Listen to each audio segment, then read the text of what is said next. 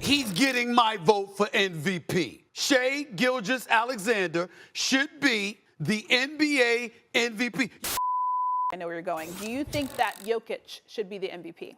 I do, but I think Nikola's going to win it. Jokic going to win it. The MVP race keeps getting hotter as the days go by, and fans, as well as analysts, have presented varying cases on who they think should win the award. Some say it's Jokic, others say it should be SGA, but more recently, there's been an ongoing campaign pitching that Luka Doncic has got to be the Pravi MVP, or in English terms, the real MVP. I mean, in the last 4 seasons, Luka would always come up short in the MVP race, just finishing inside the top 10 every single time.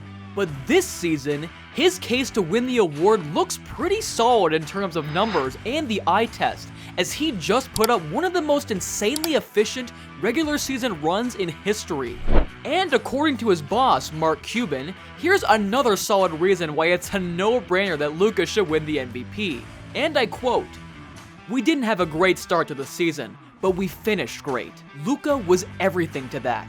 He integrated Kai, we got 2 new guys in, we have a rookie center, then he made everybody better. Dante Exum and Derrick Jones Jr. were minimum signings, and he's made them take their game to the very next level."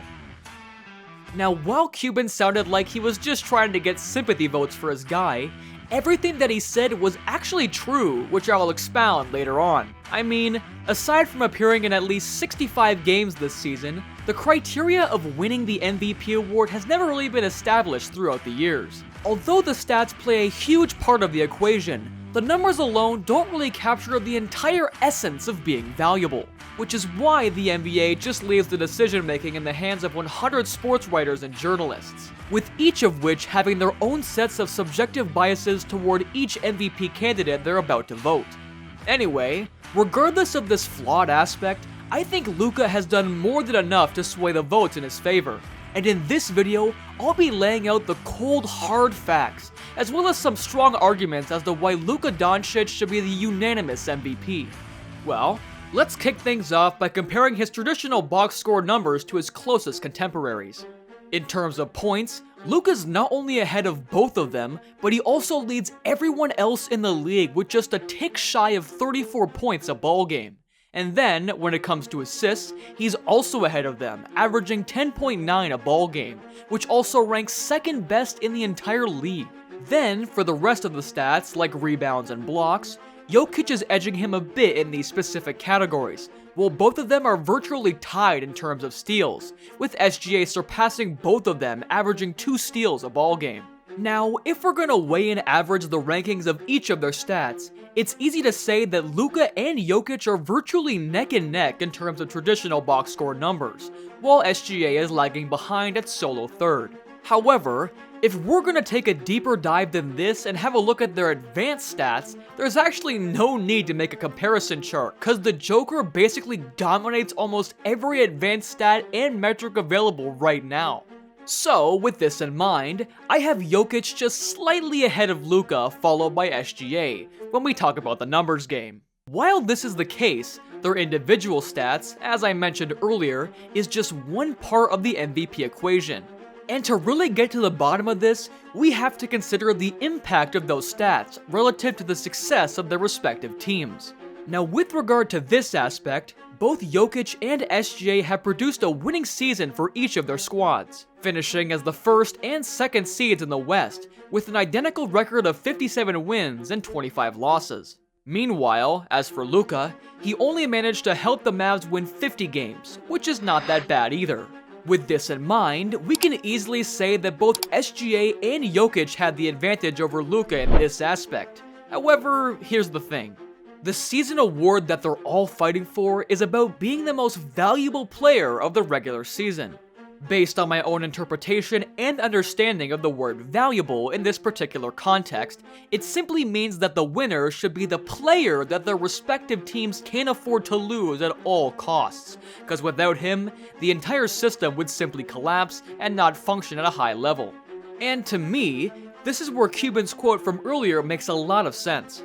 I mean, if you take away Jokic from the Nuggets, their chances of winning the championship might just go down significantly. But regardless, I think they can still compete at a high level, with Murray, MPJ, KCP, and Aaron Gordon having a ton of playoff and championship experience under their belts. Like, these guys know how to win ball games even without the Joker playing in their corner. Now the same thing goes for SGA and OKC. Even if you take him out of the equation, the Thunder are still full of young and talented players like Josh Giddey, Jalen Williams, and Chet Holmgren. On top of this, they have a great young coach who already established an equal opportunity offensive system in place, which means that OKC will still survive and even thrive despite SGA not being around. However, it's a totally different ballgame in Luka's case. I mean, to borrow the words of James Harden, Luka is the system for the Mavs, or as Jason Kidd would say, he is the game plan. Simply put, without Luka, the Mavs would be nowhere near the playoff picture, let alone competing for a play-in spot because he's the guy that makes everything happen for them. I mean, most of their offensive sets revolves around him, and aside from this, Luka wears a ton of hats for the Mavs, as he's their main facilitator, playmaker, leader on the floor, #1 option for offense, and primary closer during the final stretch of their game. Now, the other reason that Cuban pointed out earlier as to why Luka is more deserving to win the MVP has something to do with the remarkable uphill climb that he endured this season. As Cuban said earlier, the Mavs started slow this season, just racking up 10 and 11 in their first 21 games, and finishing 23 and 17 through the first 40 games. But then, he single-handedly flipped the script for the Mavs by leading them to an 18 and 9 record since the All-Star break, then wrapping up the season by winning 16 games while all the big trades and personnel changes happening on the background. I mean, no disrespect to the entire Mavs roster, but Luka has to do the heavy lifting most of the time because he doesn't have much talent to work around, with the exception of Kyrie. Unlike SGA and Jokic, who are both surrounded with great and much more capable players from top to bottom.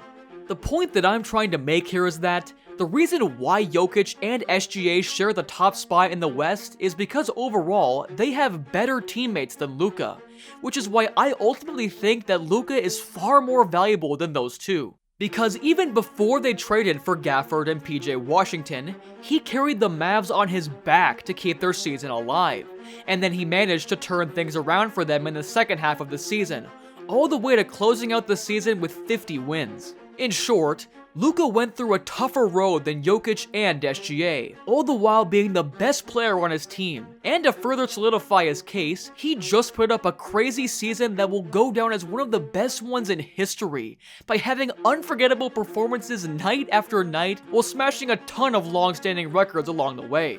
I mean, who could forget that right after Joel Embiid poured in 70 points, Luka quickly topped it all off by dropping a career high of 73 points against the Atlanta Hawks. Then, against the Hornets, he broke the Mavs' franchise record set by Mark Aguirre 40 years ago for total points scored in the season, with 2,341.